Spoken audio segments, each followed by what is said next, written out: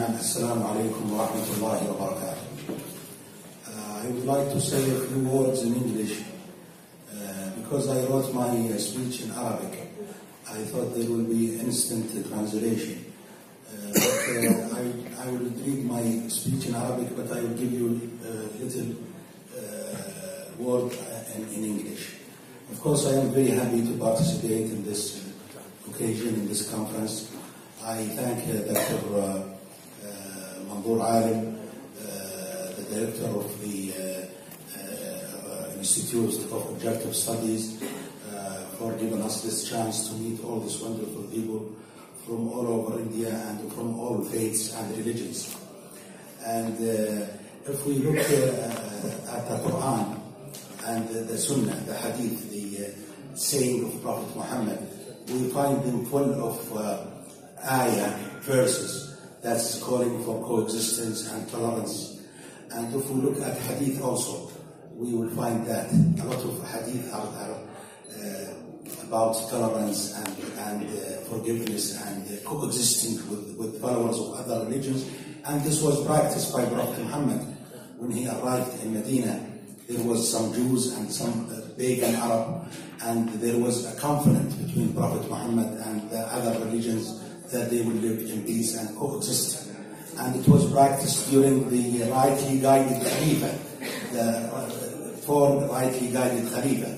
You know, during Islamic history, it's a long history, there was some period of dictatorship, and they abused Muslims and non-Muslims. And there was problems, of course, and tension between Muslims and non-Muslims.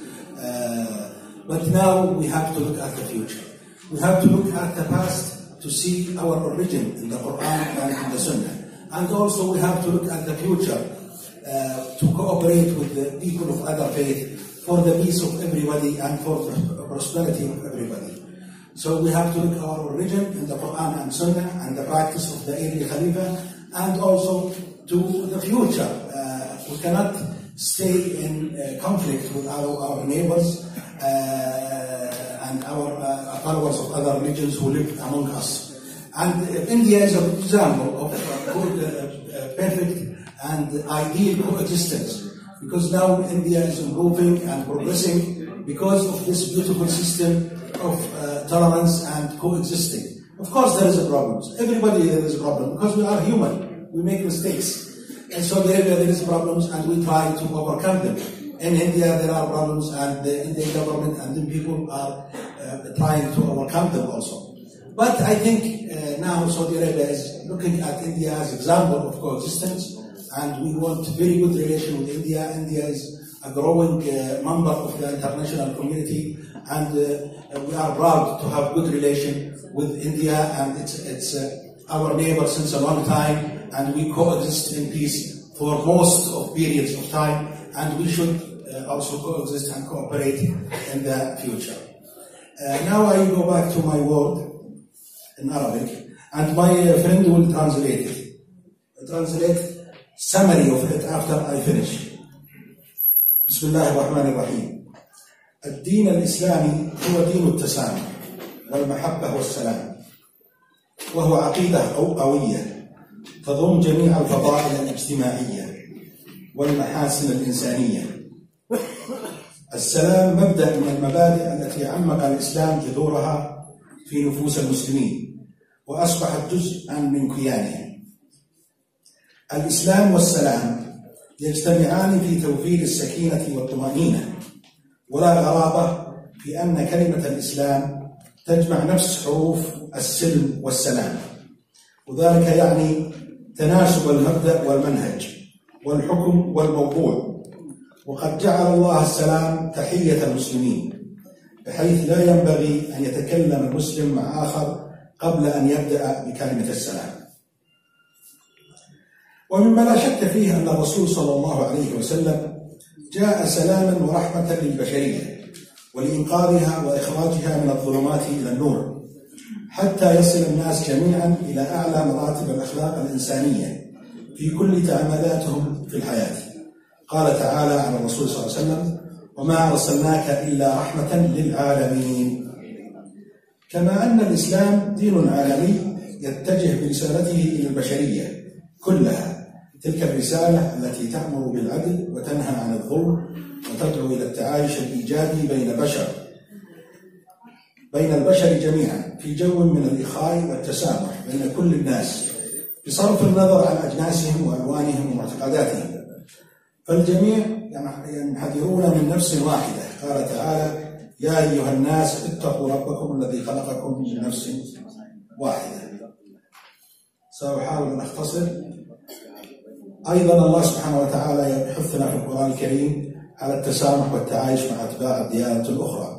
قال تعالى: إن الذين آمنوا والذين هادوا والنصارى والصابئين من آمن بالله واليوم الآخر وعمل صالحا فلهم أجرهم عند ربهم ولا خوف عليهم ولا هم يحزنون.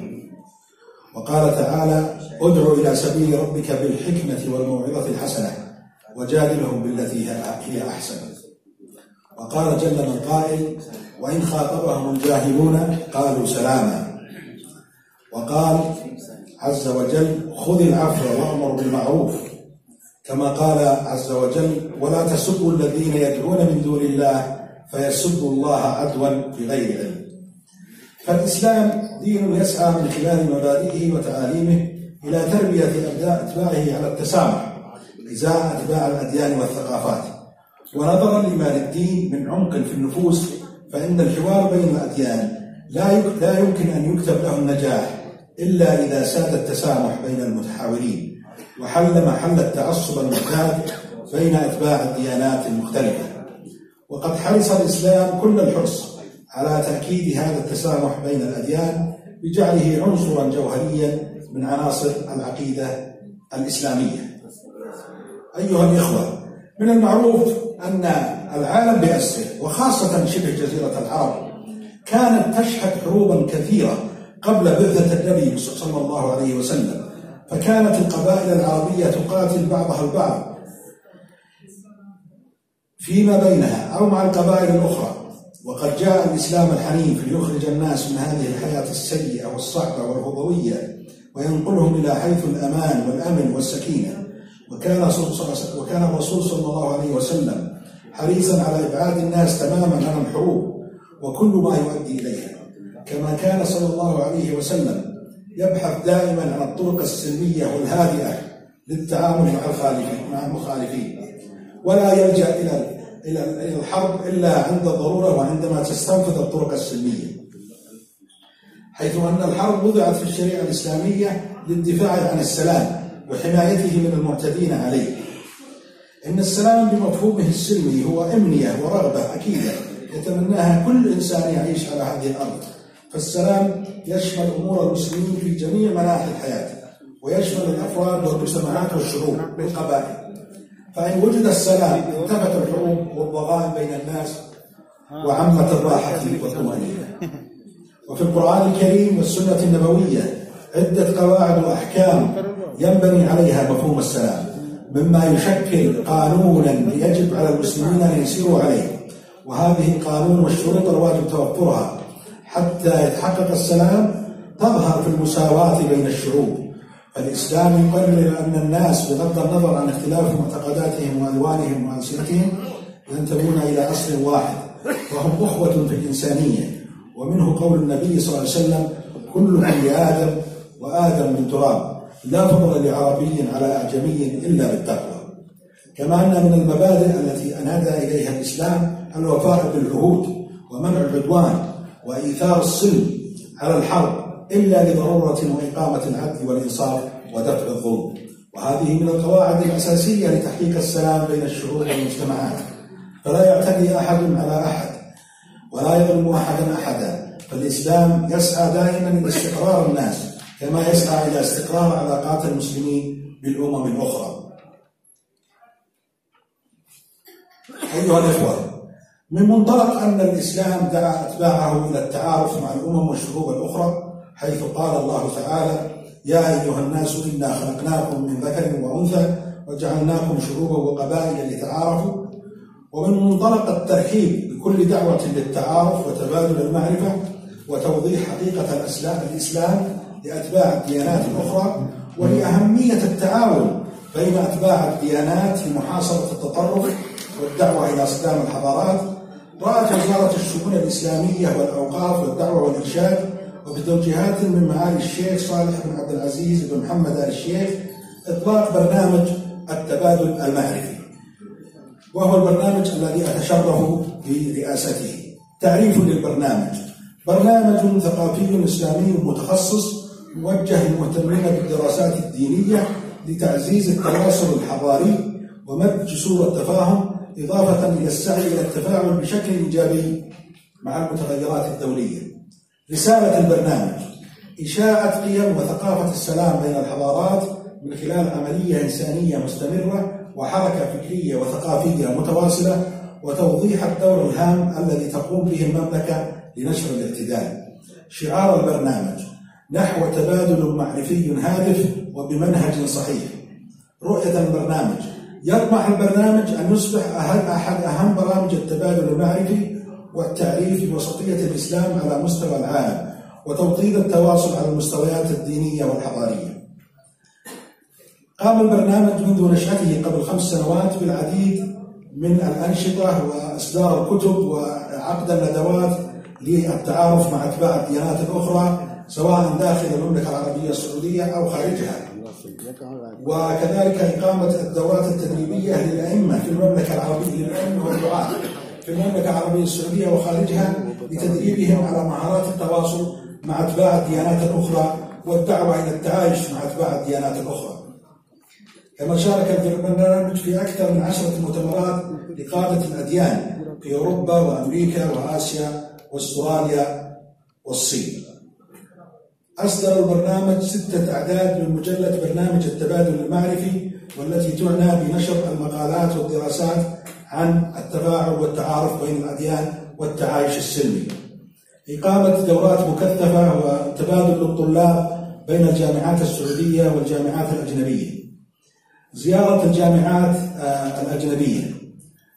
تنظيم 5 ندوات بالتعاون مع تنظيم 6 ندوات بالتعاون مع جامعات عالمية على النحو التالي: ندوة حقوق الإنسان في الإسلام بالتعاون مع جامعة غرب أستراليا، ندوة احترام الأديان والمقدسات بالتعاون مع البرلمان الأوروبي في فرنسا، ندوة دراسة الإسلام والمجتمعات المعاصرة بالتعاون مع جامعة أكسفورد، ندوة التسامح في الإسلام والتعايش بين الأديان بالتعاون مع جامعة بولونيا في إيطاليا، ندوة التبادل الثقافي والتواصل الحضاري بالتعاون مع جامعة بكين في الصين، وأخيرا ندوة النهج الأخلاقي للتعايش السلمي بالتعاون مع جامعة ويلز في المملكة المتحدة.